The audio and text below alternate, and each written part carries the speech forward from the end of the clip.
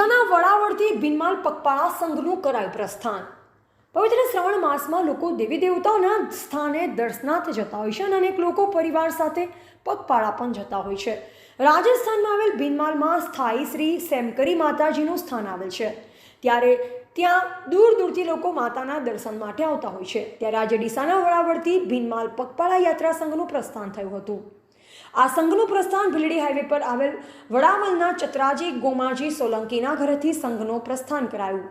વડાવડથી Kedarnath cold storage સુધી શોભાયાત્રા કરવામાં આવી।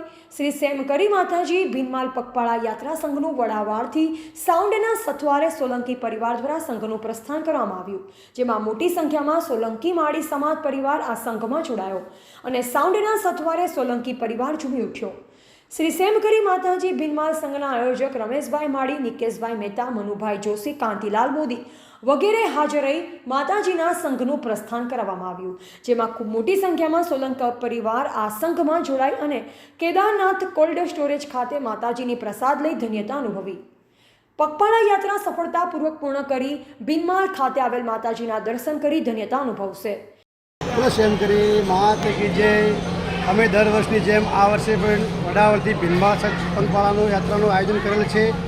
અમારે દરેક સમાજના બ્રાહ્મણ, મોદી અને જૈન અને બ્રાહ્મણ અને રબારી સમાજના માળી સમાજ બધે સાથે મળીને માના દર્શનાર્થે જઈએ છીએ। અમે 13ના સાજી પહોંચશું અને 14ના નિજ મંદિરે નિજો ચડાવીને માતાજીના દર્શન અનુભવશું। ધન્યવાદ। જય માતાજી। અહેવાલ ભરત સોલંકી, સંબંધ ભારત ન્યૂઝ, ડીસા।